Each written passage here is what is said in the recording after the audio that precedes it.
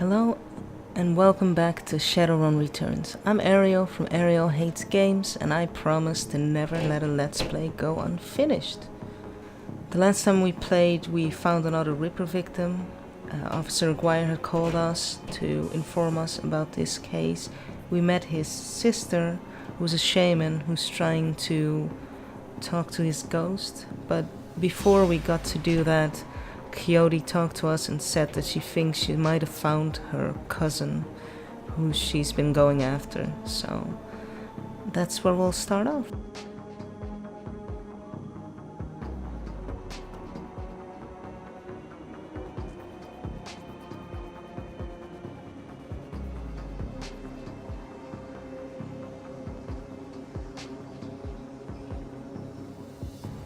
Talk to this BTL clocker over here.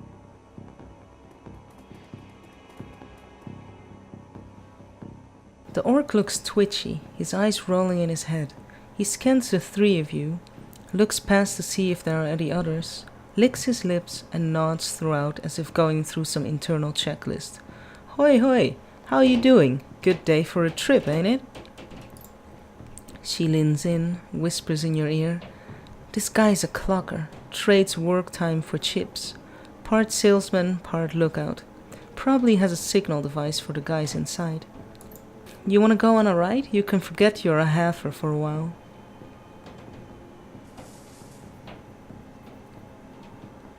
How does this place operate? How do I get in?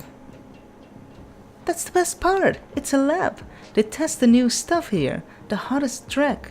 You can place a special order and they'll make it happen. You can buy a pass card from the guy at the door.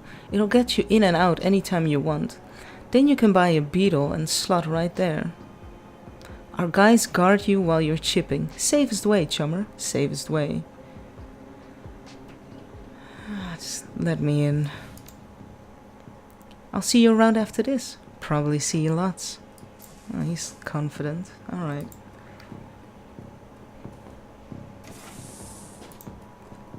Right, let's go find Coyote's cousin.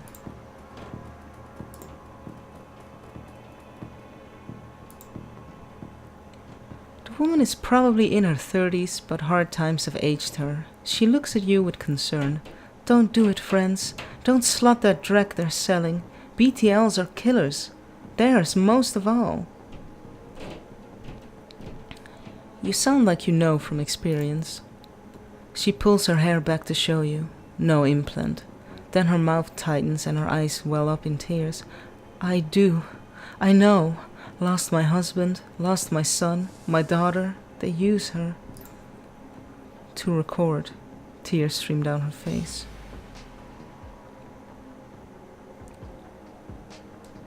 We're looking for a kid named GINO. Know him? Who doesn't? He's here all the time. GINO's a clocker. Trades his time for chips. Like their little errand boy. I saw him go in there this morning. Hasn't come out, so I imagine he's riding a dream chip.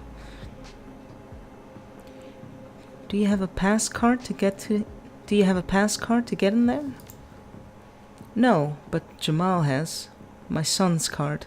Took it off him when his brain fried. Jamal's down the hall. Don't know if he'll give it up, but that's between you and him.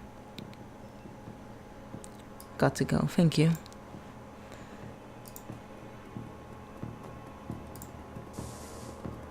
I figured maybe she would give us a quest, but she didn't. Oh, that's Jamal. I thought this was Jamal. Okay. Charlie's an orc with an expression of boredom and one milky eye. I can sucker punch him in his blind eye. Alright, I'll try the charisma one. I want to take a look around first. If the selection's good, we'll give you 200 on our way out. I'm assuming I'm not going to do that, but let's see if it works. His good eye twitches as he thinks. Yeah, sure, that math works for me. See you on the way out. Alright, guess we don't need to talk to Jamal then. Keep moving, cross the bridge. Okay, can talk to these guys.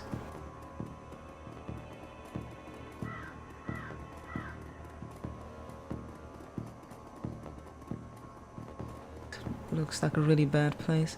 The entire floor in this tenement has been given over to a chaos of technology and squalor. Across the room, a chromed-out Decker argues loudly with an armed thug, abruptly falling silent as they turn around towards you. The shotgun-wielding thug squeaks in panic.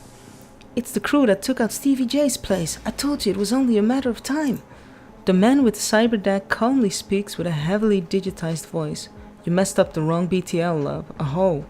This is a Yakuza operation. With a push of a button, I can make these tweakers into my personal killing puppets. You're fragged. Ariel, don't attack any of the chipheads. They don't know what they're doing, and you could hear GINO." Alright, no civilian casualties. Got it. "I have a concussion grenade. Better than fragging the tweakers if they get caught in the middle." Oh, that's a good plan. Alright.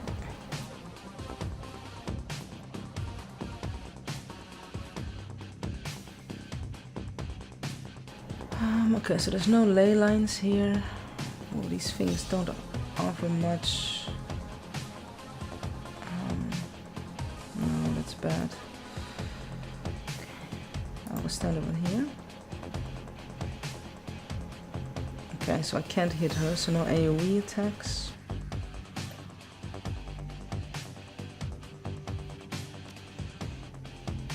Actually, let's do the armor one first. Armor.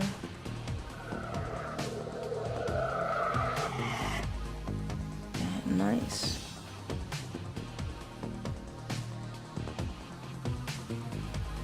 You can go stand over there.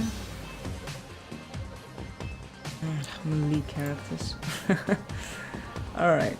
Oh, that was 2. Wait, that's a bad guy? I thought that was a woman. Oh, no. I thought she was on drugs. Oh, you should have hit her. Oh, that's so dumb. That is dumb. Okay.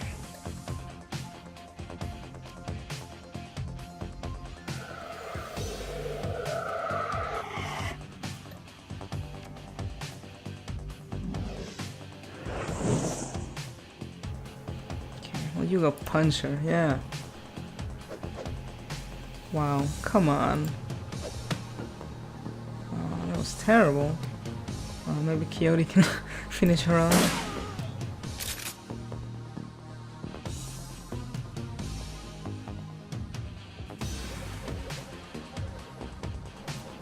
Oh, so I take it a chip out. Are these people also? Oh, okay. Oh, that's not good. Nice. Nice. Nice.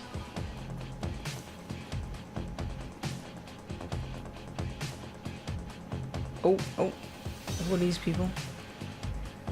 A Yakuza shaman. Oh, that is not good whatsoever. Oh, nice. I'll be doing him. Nice. Good job. Coyote's okay. Yakuza mage.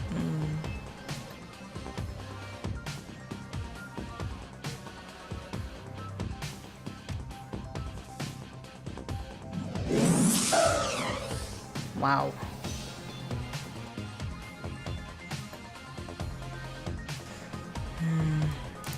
See what he can do.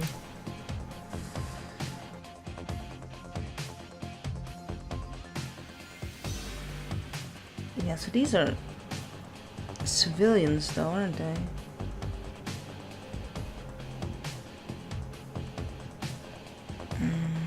See, I need him in a better position because he's obviously...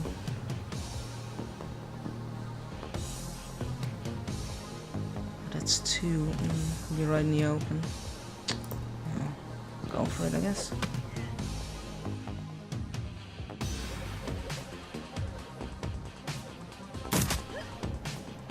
Not great. Oh no. Oh.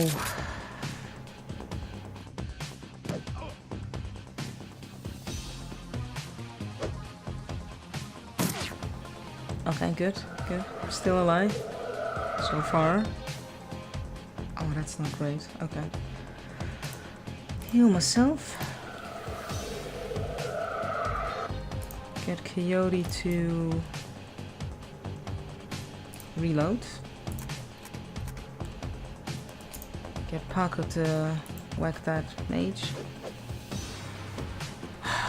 Paco's so bad. You're right in front of him. Come on.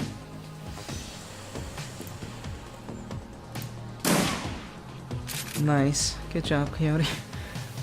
I'd like to think Paco helped, but he probably didn't really.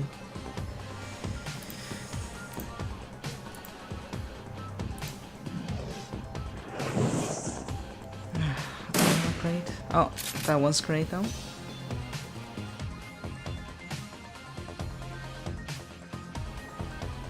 So I'm not sure if we should just leave these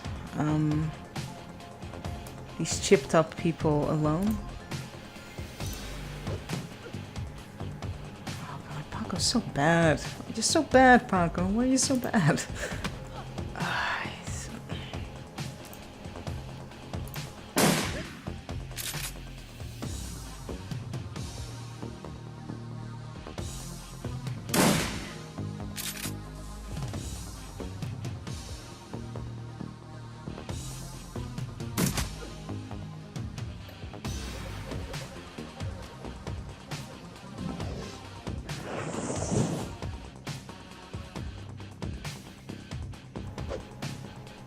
To reload.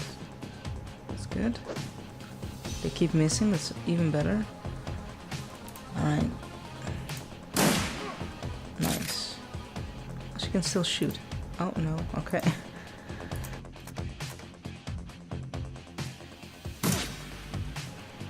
What was that? Oh, I thought I was playing as Paco. Oh, that's not good.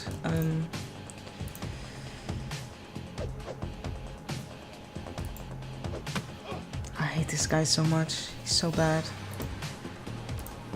I heal myself.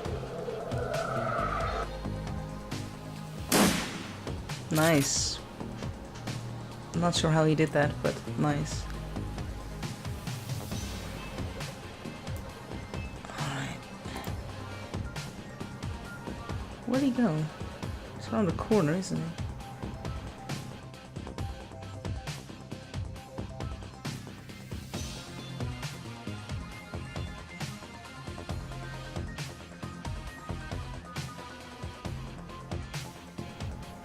Okay, so we don't want to kill that shiphead dwarf, but we do want to start shooting for the decker. Nice. Okay. Guess I'll follow suit.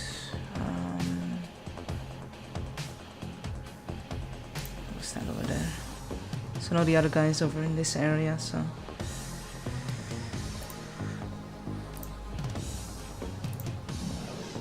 Come on. He has a lot of health, this guy. Let's see where Paco can go. Sure, send him there for now.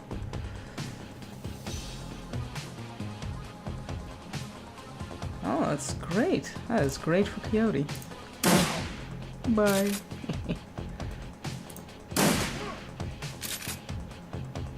This guy's got too much HP. Come on, Paco, finish the job, please.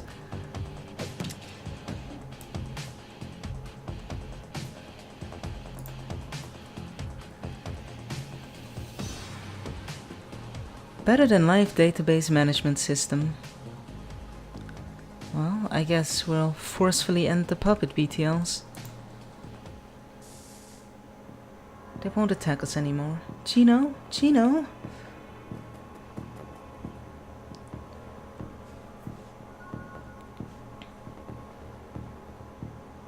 Sports weakness.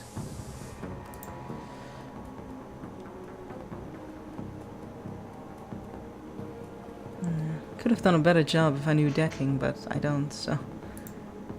Okay. You eject the BTL GINO's been riding. He gasps suddenly and his eyes flutter open. He looks confused. worse than the other chipheads you've seen. His lips are white and chapped, his eyes sunk into his head. There's vomit on his shirt and sweat on his forehead. When he speaks, his words are slurred. He's burned. What? What the hell? Who slaughtered me out? Who fragging slaughtered me out? Coyote is shaken. She looks horrified. GINO, it's me, it's Carla. GINO looks at her with glazed eyes, no recognition. Slot me back in, goddammit! This is BS! I don't want to be here anymore! Slot me back in! He looks around the room angrily. His hand reaches for his implant. Coyote stops him by grabbing his wrist. GINO, no. Coyote, be careful. GINO wrenches his wrist from Coyote's grasps and he staggers back, reaching under his shirt and pulls out a gun. Coyote watches him, horrified, with tears in her eyes. GINO waves it around, blinking wildly. Back off! Just back the hell off! Take it easy, GINO, we're backing off. He presses his hands to the side of his head, his finger still on the trigger, squints. What the hell is wrong with you people? We're trying to help you. This is the way you help me? Look at this place. Look at me. He looks around at the squalor of the room, then glimpses his own reflection in the machinery. Oh God, look at me. Put the gun down, GINO. Come with us. No, you don't. You can't understand what it's like out there. I'm naked. I gotta slut in. Get away. He points the gun at Coyote. You're not gonna stop me. I'll fraggin' kill you first. GINO, no. Wow. I'm sorry, Carla. I'm so sorry. Coyote looks to you, tears in her eyes. He was beyond help. I'm sorry, but he's at rest now. I'm not stopping. Not now, not ever. She looks at Paco, back at you, the angel of death. A real rain is coming to Seattle, and it's gonna wash the scum off the streets. I'm going to burn every mother frackin' BTL shop in the sprawl until they are gone. Every mother fraggin' one. Well, that didn't end the way I was hoping it would.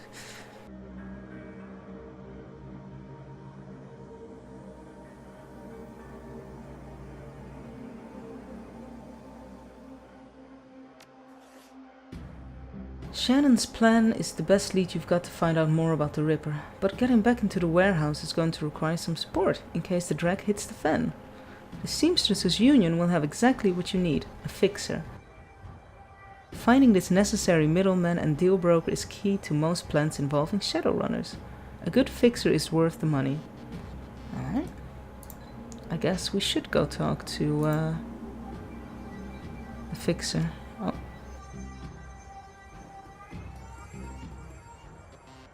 Cherry Bomb flags you as you walk through the door. Hey Ariel, there's a woman looking for you. Jessica something? She's waiting for you by the stage. Bellevue type. Wouldn't order anything. Wouldn't touch anything. I think she's afraid of diseases or something. Thanks, Cherry. No charge, chummer.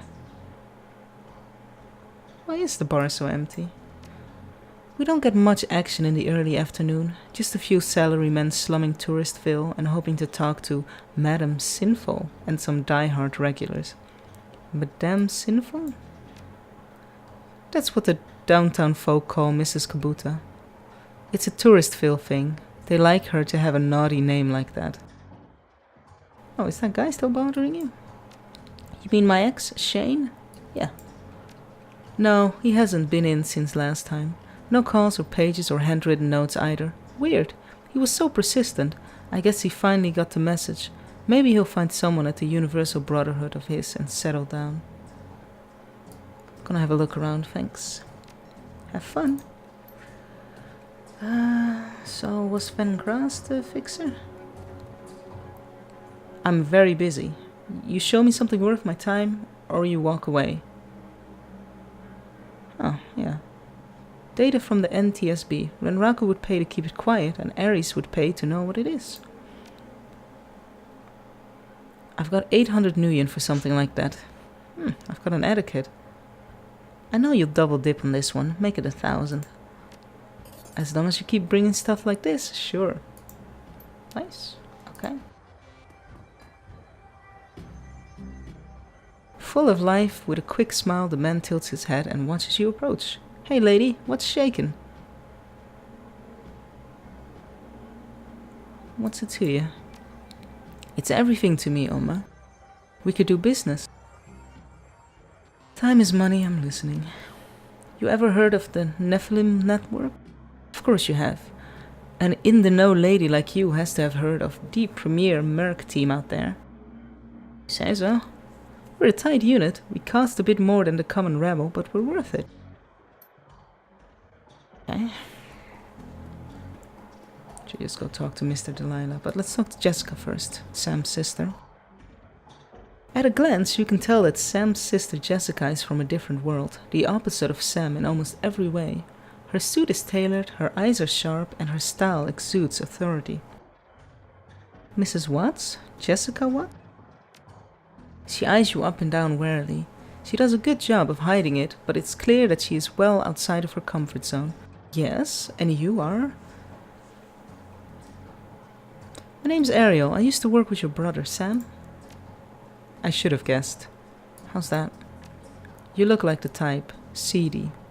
Thanks? She seems to instantly regret saying it. I'm sorry. Look, I just want to understand what's going on here. A woman who called herself Coyote contacted me this morning to inform me that my brother was dead and that I should come to this place and speak to someone about an investigation. I'm very sorry for your loss. Thank you. And I appreciate you coming all this way. I'm guessing the Barrens isn't what you're used to?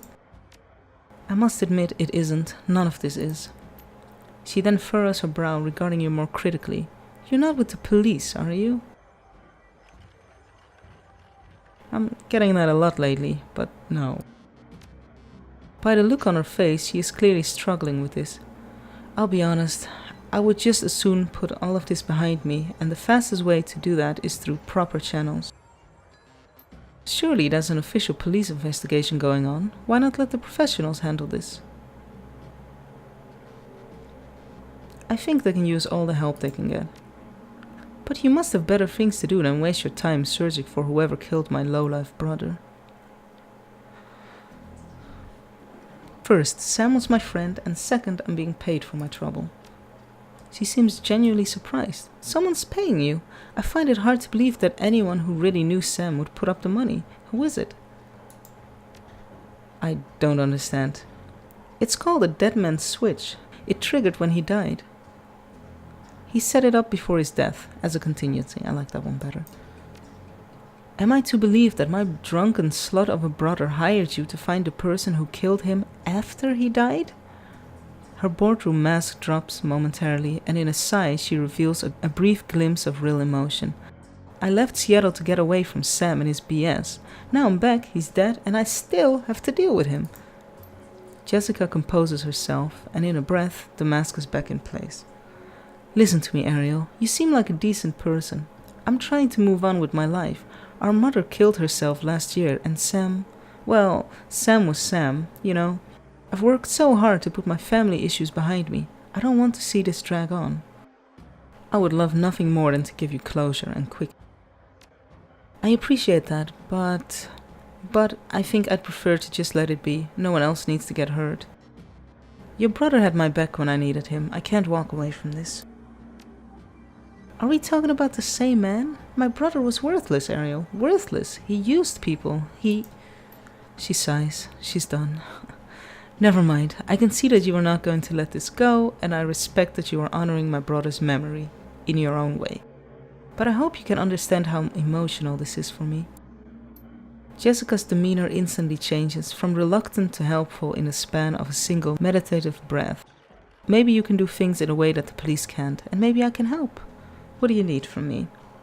Alright, let's get to the juicy stuff. When was the last time you saw or spoke to Sam? It's been ages, I can't even remember.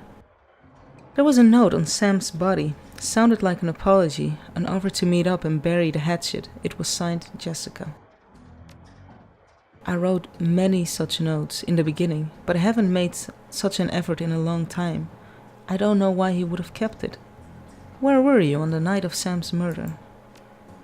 I will overlook the implied accusation and tell you that I was at a fundraiser all evening, a very crowded fundraiser. I didn't mean to accuse her of anything. Did Sam have any enemies? Sam's biggest enemy was Sam. I don't know of any others. You would likely know better than me these days. Were you and your brother close? I think I've made my feelings about Sam pretty clear, don't you? You don't seem to care whether his killer faces justice. Of course I want justice. I just can't let him drag me down again. Show her the picture of her and Sam as children. Jessica takes the photo from you guardedly, as if it might sting her, but that guard drops the moment she looks at it. Where did you find this? In Sam's bunk. I can't believe he kept this. It was one of the few possessions he had. She studies the old photo for several silent moments. What happened between the two of you? Things were different back then. We were different. We were a family. Then, after our father died, things began to change, and we couldn't go back to a new normal. With our dad around, there was always a reassuring order to our lives, but after, everything got mixed up. You can never really appreciate the importance of a person in your life until they're gone. The remorse plays wet across our eyes, and it seems that she's not just talking about her father. Jessica then steels herself to tell the rest. Sam tried to be the man of the house. He truly did, but he couldn't handle it. And pretty soon he had spent every dime of our father's life insurance. Every dime. After that was gone, with Mom working 2, 3 jobs, he spent all her money too. I can't stand the way he abused her trust, so finally I just had to leave. She holds the photo forward, one part of her ready to relinquish it along with the past and another looking to hold on to both. May I keep this? Please do. Thank you. Tell me about your mother and her death. She was a devout Catholic. I don't think it's an exaggeration to say she sacrificed her life for Sam and me. But she turned a blind eye to what Sam was becoming, refused to acknowledge his downward slide. I couldn't watch her do it anymore, and so I moved out. After I left, we drifted farther and farther apart. I wasn't there when she died. In fact, I didn't even know about it until I returned to Seattle 5 months ago. Where were you living before you moved back here? Calfrey. What brought you down there?